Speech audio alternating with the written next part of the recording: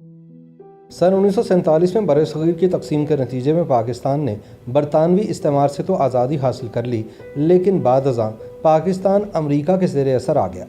इसकी बुनियादी वजह तक़सीम हिंदुस्तान का मूजिब अटलांटिक मुआहदा बना, जिसमें बरतानिया ने अमरीकी बालादस्ती को तस्लीम कर लिया था। 18वीं सदी से 20वीं सदी के वस्त तक दुनिया के कई इलाकों में दौलत बरतानिया की हुकूमत रही। इस दौरान अक़वाम को महकूम बनाने के लिए नौआबादियाती सियासी निज़ाम नाफिज किया गया।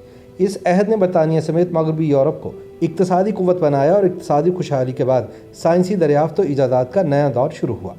कहा जाता है कि उस दौर की इब्तिदा भी बंगाल से चुराई गई दौलत से हुई। इक़्तिसादी लूटमार के बरतानवी वर्ल्ड ऑर्डर को दूसरी आलमी जंग के आगाज़ पर ही शिकस्त हो गई थी, क्योंकि अमरीका इस जंग में शामिल होने से पहले ही अपना वर्ल्ड ऑर्डर मनवाने में कामयाब हो गया था। बरतानिया की कमज़ोर इक़्तिसादियात को अमरीका की जदीद अस्करी क़ुव्वत ने घुटने टेकने पर मजबूर कर दिया। अमरीका ने बरतानिया को एक मुआहदे से फ़तह कर लिया और साथ में माबाद नौआबादियाती निज़ाम के अमरीकी तसव्वुरात की बुनियाद रख दी। अमरीकी सदर फ्रैंकलिन रूज़वेल्ट और बरतानवी वज़ीर-ए-आज़म विंस्टन चर्चिल के दरमियान अगस्त सन 1941 में बहरे ओकियानूस में खुफिया मुलाकात हुई। इस मुलाकात से जंग में शरीक जर्मन, रूस, जापान और दीगर ममालिक लाइल्म रहे। दुनिया की नई ताकत का फैसला बहरे ओकियानूस में हो गया। इस मुलाकात में बरतानिया को मुआहदा अटलांटिक पर दस्तखत करके आलमी जारादारी से दस्तबरदार होना पड़ा और नौआबादियाती रियासतों में इस्तेमारी तसल्लुत के खात्मे की सुबह तुलू हुई। मुआहदा अटलांटिक के तहत माबाद जंग दुनिया में अमरीकी ऑर्डर नाफिज करने का फैसला हुआ। ये मुआहदा जहां अफ्रीकी अक़वाम के लिए सुबह नौ साबित हुआ, वहीं हिंदुस्तान में बरतानिया की 200 साला सियासी और इक़्तिसादी जबर के अहद के खात्मे का बाइस भी बना। मुआहदा अटलांटिक ने हिंदुस्तान की आज़ादी की तहरीकों को नई क़ुव्वत बख्शी और बरतानवी इस्तेमार के खिलाफ 2 सदियों से जारी मुज़ाहमत में तेज़ी आई। विंस्टन चर्चिल की किताब second world war the grand alliance में मुआहदा अटलांटिक की तफसीलात दर्ज हैं। ये किताब 1950 में शाया हुई थी। इस खुफिया मुलाकात में तय पाने वाले इस मुआहदे का अहवाल रूज़वेल्ट की किताब एज ही सा इट में भी मिलता है। ये किताब सन 1946 में पहली बार शाया हुई और 1 साल बाद बम्बई से इसका इंडियन एडिशन शाया हुआ। 40 की दिहाई में अमरीका सऊदी अरब से मुआहदा करके मशरिक़ वुस्ता में तेल के ज़खायर की खोज के लिए अपनी बालादस्ती कायम कर चुका था और अब यूरोप और एशिया और अफ्रीका में कायम बरतानवी कॉलोनीज़ का खात्मा करना चाहता था। इस खुफिया मुलाकात के दौरान बरतानवी एम्पायर पर अमरीकी सदर रूज़वेल्ट ने शदीद तहफ़्फ़ुज़ात का इज़हार किया। सदर रूज़वेल्ट ने कहा कि इक़्तिसादी तरक्की के लिए बरतानिया को मसनूई रुकावटें हटाना होंगी और इक़्तिसादी इजारादारी के मुकाबले पर मार्केट में मुसाबकत का माहौल पैदा करना नागुज़ीर है। लिहाजा बरतानवी एम्पायर के तिजारती मुआहदात अब ख़त्म होंगे।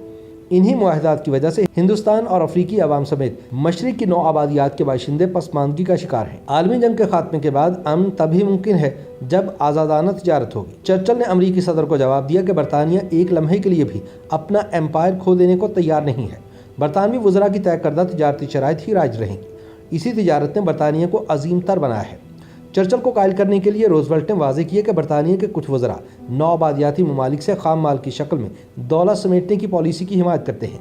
ताहम इस दौलत के इवज़ नौआबादियाती मुल्क के अवाम को कुछ भी नहीं दिया जाता।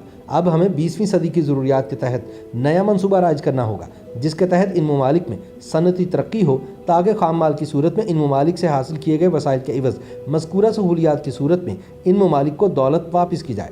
चर्चिल समझ गया कि रूज़वेल्ट का इशारा हिंदुस्तान की जानिब है। कहते हैं कि तब चर्चिल को भी मालूम हो चुका था कि अब अमरीकी बालादस्ती के तहत आलमी अमन के तसव्वुरात राइज होंगे। चर्चिल ने एतराफ़ किया कि कुछ ही अरसे बाद बरतानवी नौआबादियाती पॉलिसी एक मुर्दा बतख होगी और बरतानिया की आलमी तिजारत पर गलबा हासिल करने की पॉलिसी एक मुर्दा बतख होगी। अमरीका से मुकाबला करने के बरतानवी अज़ाइम भी एक मुर्दा बतख साबित होंगे। अमरीकी सदर रूज़वेल्ट हिंदुस्तान के मुस्तक़बिल और बरतानवी तसल्लुत से आज़ादी के लिए कायल भी थे। चुनाचे रूज़वेल्ट का तसव्वुर था कि हिंदुस्तान को दौलत मुश्तरका का मेंबर बनाया जाना चाहिए।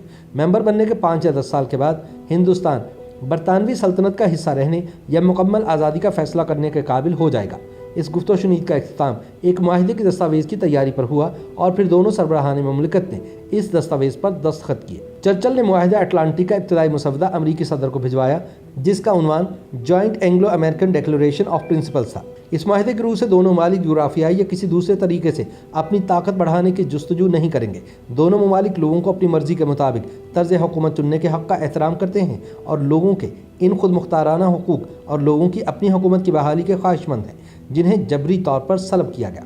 दोनों ममालिक मौजूदा शराइत का एहतराम करते हुए छोटी बड़ी शिकस्तखोर्दा फ़तहयाब तमाम रियासतों तक दुनिया की तिजारत और उस खाम माल तक रसाई देने की भरपूर कोशिश करेंगे जो इनकी इक़्तिसादी खुशहाली के लिए दरकार है। बरतानिया और अमरीका ऐसे अमन की ख्वाहिश करते हैं जो समंदरों में हर किस्म की हिफाजत के लिए काम करे। صدر روزویلٹ اور وزیر اعظم چرچل کے درمیان اس معاہدے کی ہر شق پر تفصیلی بحث ہوئی۔ 12 اگست 1941 کو اس معاہدے کو حتمی شکل دی گئی۔ 12 اگست کو ہی سابق سوویت یونین کے صدر جوزف اسٹالن کے نام روزویلٹ اور چرچل نے ایک مشترکہ خط لکھا جس میں اس معاہدے سے متعلق انہیں آگاہ کیا گیا، اور 14 اگست 1941 کو اس معاہدے پر باقاعدہ دستخط کر دیے گئے۔ ہندوستان میں چونکہ برطانوی راج کے خلاف تحریک پہلے ہی شدت اختیار کر چکی تھی اور ہندوستانی کامل آزادی کا نعرہ بلند کر چکے تھے، چنانچہ معاہدہ اٹلانٹک میں شامل تیسری شق کا ہندوستان میں پرتپاک استقبال کیا گیا۔ تاہم برطانوی پارلیمان میں معاہدہ اٹلانٹک کے تناظر میں ہندوستانی مستقبل پر مباحثہ 1 مہینے تک جاری رہا۔ چرچل نے یہ تاثر دیا کہ معاہدہ اٹلانٹک کا اطلاق ہندوستان پر نہیں ہوگا، بلکہ برطانوی پارلیمان میں تقریر کے دوران ہندوستان کی آزادی کے خلاف نازیبا الفاظ بھی استعمال کیے، جس پر بعد ازاں ہندوستان میں سخت رد عمل ہوا۔ سن 1945 میں دوسری جنگ عظیم کے خاتمے کے بعد امریکہ نے معاہدہ اٹلانٹک پر عمل درآمد کے لیے برطانیہ پر مسلسل دباؤ ڈالا۔ یہی وجہ ہے کہ جنگ بندی کے 2 برس بعد ہی برطانیہ کو ہندوستان چھوڑنا پڑا۔ یہاں کی آزادی کی تحریکوں کو سبوتاژ کرنے اور کامل آزادی کے مطالبات کے برعکس برٹش پارلیمان میں فروری سن 1947 میں تقسیم ہند کا قانونی مسودہ منظوری کے لیے پیش کر دیا۔ آزادی ہند کے قانونی مسودے پر برطانوی پارلیمان میں حزب اقتدار اور حزب اختلاف کے رہنماؤں کی ہونے والی تقاریر کو جمع کیا گیا، جس کے مطابق پارلیمان میں برطانوی وزیر اعظم ایٹلی نے یہ بیان دیا کہ ہندوستان چھوڑنے کے لیے برطانیہ کے پاس کم وقت ہے۔ چنانچہ برطانوی استعمار گریٹ گیم کے تحت ہندوستان کی کامل آزادی کے مطالبات کے برعکس تقسیم ہند کر کے چلا گیا۔ معاہدہ اٹلانٹک کے تحت تو برطانیہ ہندوستان چھوڑنے کا پابند تھا، لیکن تقسیم کے بعد اس خطے میں نئے سیاسی و اقتصادی مسائل نے جنم لیا۔ یہی وجہ ہے کہ سیکورٹی اسٹیٹس میں تبدیلی کے لیے برِ صغیر کی 2 ریاستیں قومی بجٹ کا کثیر حصہ دفاع پر خرچ کرنے پر مجبور ہیں، اور مذہب کی بنیاد پر ہونے والی اس تقسیم نے دونوں ممالک کو مزید گروہیت اور فرقہ واریت میں تقسیم کیا ہے۔ یوں تقسیم ہند کے بعد اس خطے میں برطانیہ کی جگہ امریکی حاکمیت قائم ہوگی، اور جس مذہبی اور سیاسی تصورات کے تحت آل انڈیا مسلم لیگ اور کانگریس بٹوارے پر آمادہ ہوئی تھی، آج یہی تصورات شدت پسندی کے فروغ اور اس خطے کی ترقی میں رکاوٹ بن رہے ہیں۔